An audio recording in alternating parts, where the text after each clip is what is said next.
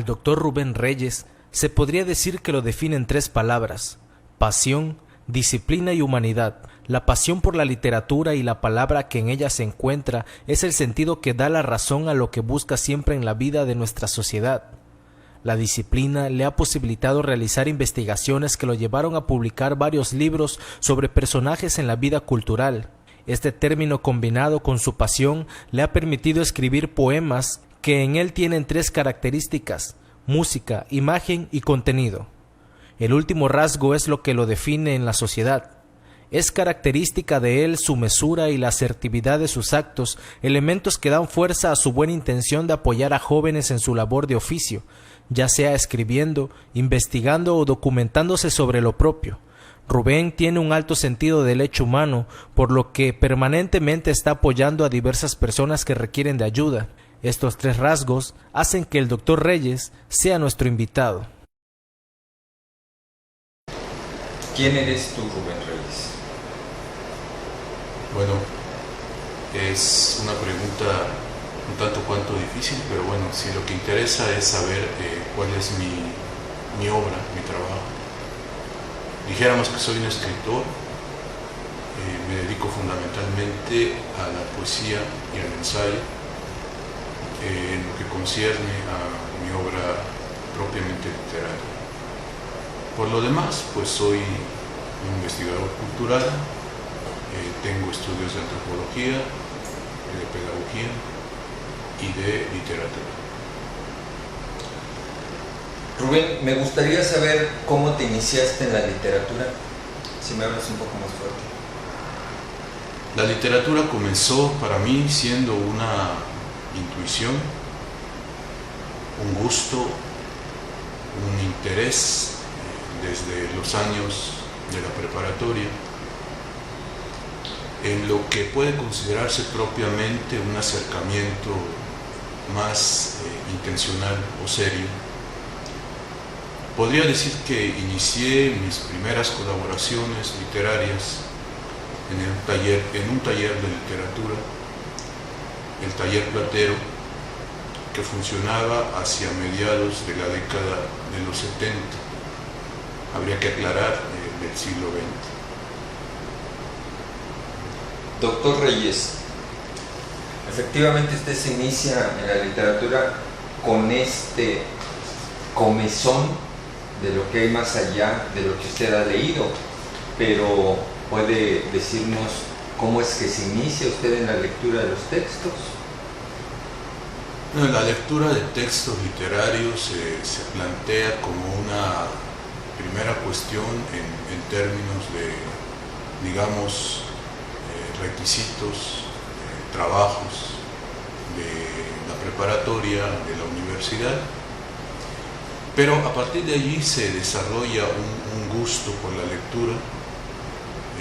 La lectura significa para mí la posibilidad de entrar en contacto con otras historias personales, con otras experiencias de vida, y en ese sentido entrar en contacto con el otro, y el otro puede ser un otro contemporáneo o bien un otro que pertenece a otro tiempo, a otra sociedad. Y esto es no solamente fascinante, sino enriquecedor. A partir de ahí entonces empieza uno a ubicar el sentido que puede tener la experiencia de la lectura, y sobre todo de la lectura literaria, que es fundamentalmente una experiencia de comunicación, pero una comunicación especial, más allá de la que nos puede proporcionar, de la que nos puede ofrecer cualquier medio de comunicación, que es una comunicación íntima, individual, de tú a tú, y en ese sentido una comunicación que nos permite de alguna manera entrar en el pensamiento, en el corazón de otra gente. Doctor, habló usted de gusto. Yo creo que usted tiene mucho que agradecerle a alguna gente que le crió ese gusto por la lectura. ¿Quién fue quien le crió ese gusto? El gusto por la lectura viene de alguna manera de profesores que le acercan a uno, le dan a conocer textos, obras importantes y sobre todo autores. En ese sentido, les puedo comentar que algunos de mis autores tutelares, de mis voces tutelares, pues han sido poetas y ensayistas como César Vallejo o Pablo Neruda, o bien como Miguel Hernández, Alessandri, y entre los mexicanos sin duda como Efraín Huerta, Carlos Pellicer y quizá sobre todo en el ensayo como Octavio Paz. Esto es entre los grandes escritores, doctor, y familiarmente alguien en su familia le impulsó a usted a leer ese gusto. Familiarmente una vivencia personal. Mi madre tenía la costumbre de reunirnos en la mesa del comedor en una especie de post-cena y leernos, leer en voz alta algunos textos de fragmentos de literatura, particularmente de esa literatura romántica y modernista que llegó a ser tan penetrante y que llegó a ser tan difundida en amplios sectores de la población. Y esas experiencias de escucha de un texto, de una obra, de alguna manera empezaban a interiorizarse, a convertirse en parte de la sensibilidad que uno va de una u otra manera construyendo en la niñez, en la adolescencia. Y son estos momentos de contacto. Y por otro lado, también mi padre tenía la costumbre de leernos cuentos, de leernos aquellas historietas que se publicaban de vaqueros o de autores o de personajes, vidas célebres, etc.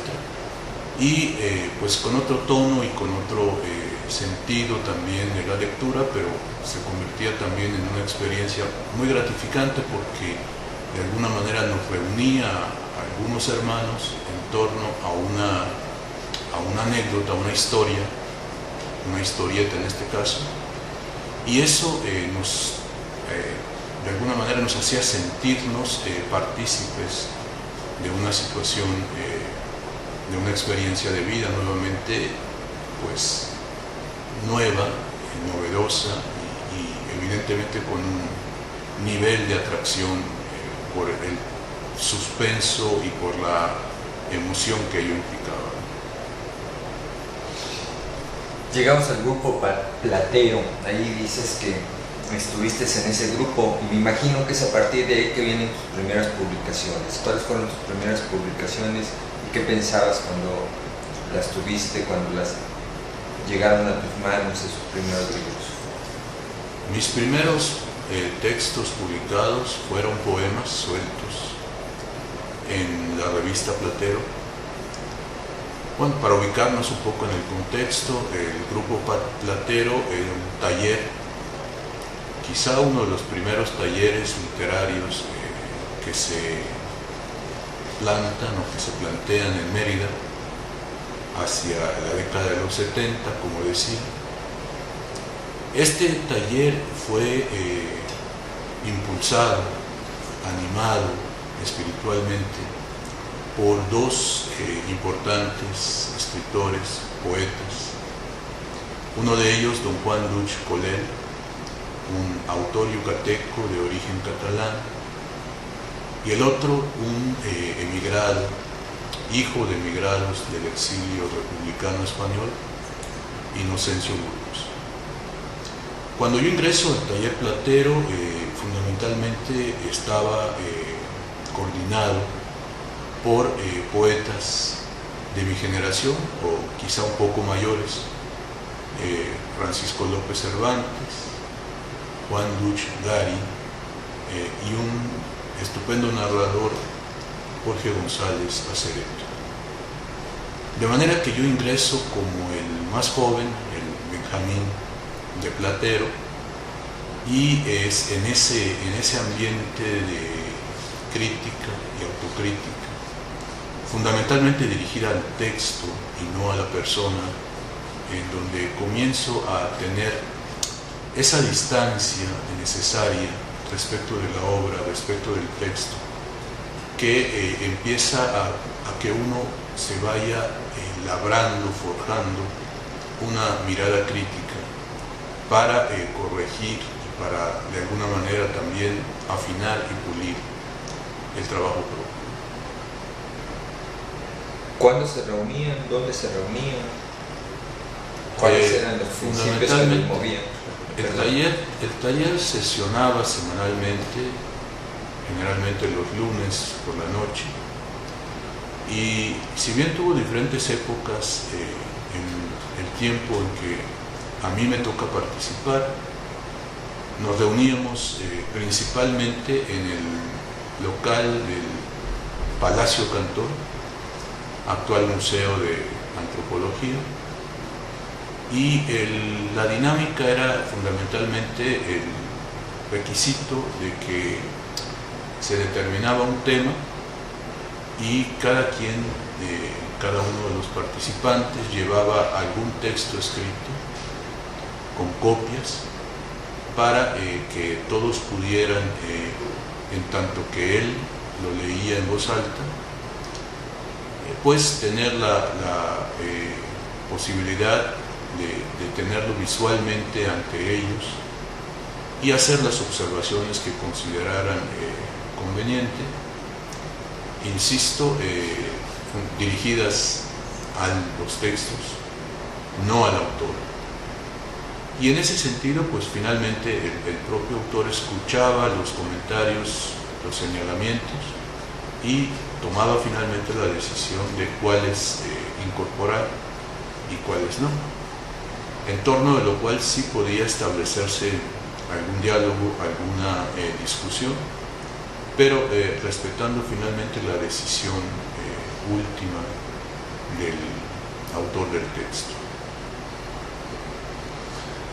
Su primer libro, doctor, ¿cuándo lo escribió? ¿Cuál era el objetivo de este libro? ¿Cómo lo construyó? Mi primer libro es una participación con una serie de poemas bajo el título de Manifiesto Circular. Aparece en un libro colectivo, precisamente del Grupo Platero, un libro que se tituló Identidad Provisional. Este libro surge a principios de la década de los 80 y tenía justamente la intención, el propósito, digamos así, de mostrar una suerte de identidad en transición a partir de lo que se había considerado tradicionalmente como la literatura yucateca y que en esos momentos estaba enfrentándose a nuevos tiempos, a nuevas exigencias y también a nuevas formas estilísticas.